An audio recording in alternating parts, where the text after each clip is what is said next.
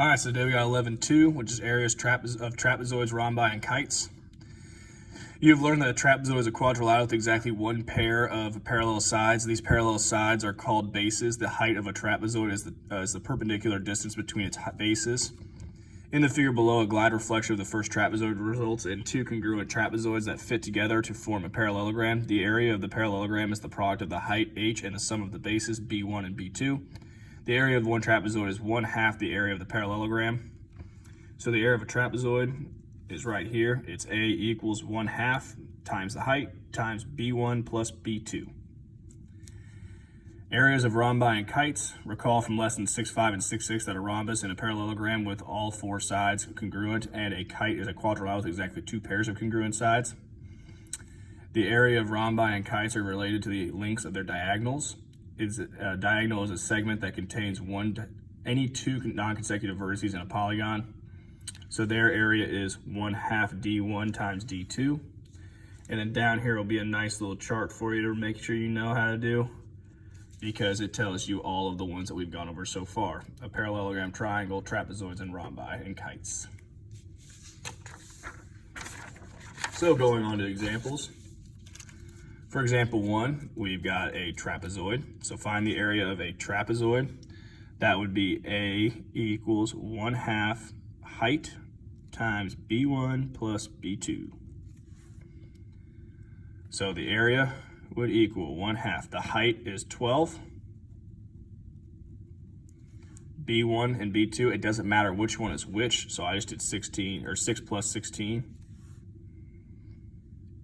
Plug that in my handy dandy calculator. I get the area to be 32 feet squared. Find the area of the kite. So our area of a kite is A equals 1/2 D1 times D2. Let me rewrite that because I screwed it up. A equals 1/2 D1 times D2. So for us, this one, A would equal 1/2. The diagonal, we'd have 15 and 8. So 15 times 8. So the area would be 60 meters squared. The next one, find the area of a rhombus. So if these are all the same, we have 10 and 12 here. So the diagonals would be 24 and 20. So we would have A equals 1/2 D1 times D2. And our diagonals, again, we'd have to add these up. So it would be 20 times 24, which would equal 240 feet squared. All right, one diagonal of a rhombus is twice as long as the other diagonal. If the area of the rhombus is 169 square millimeters, what are the lengths of the diagonals?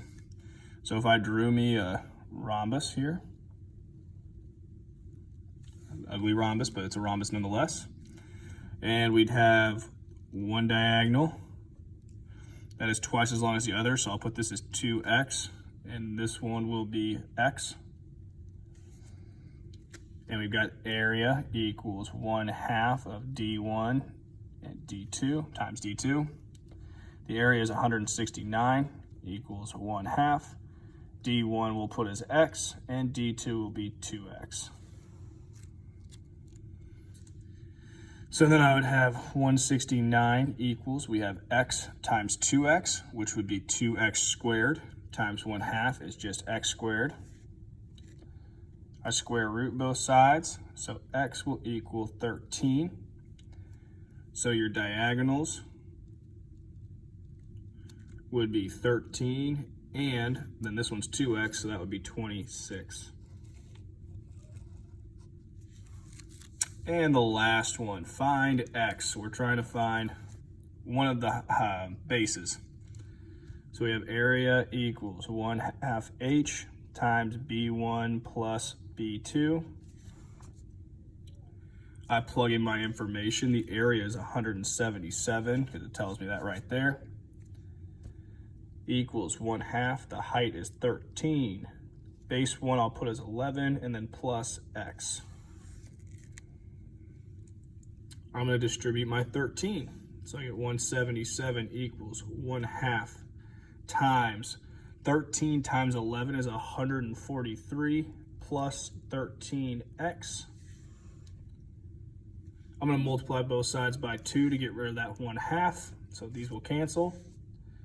177 times 2 is 354 equals 143 plus 13x.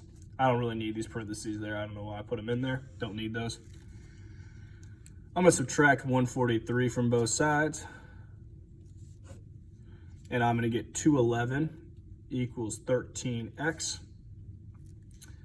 Divide by 13. X is going to equal 16.2 centimeters. And that's all for section 2.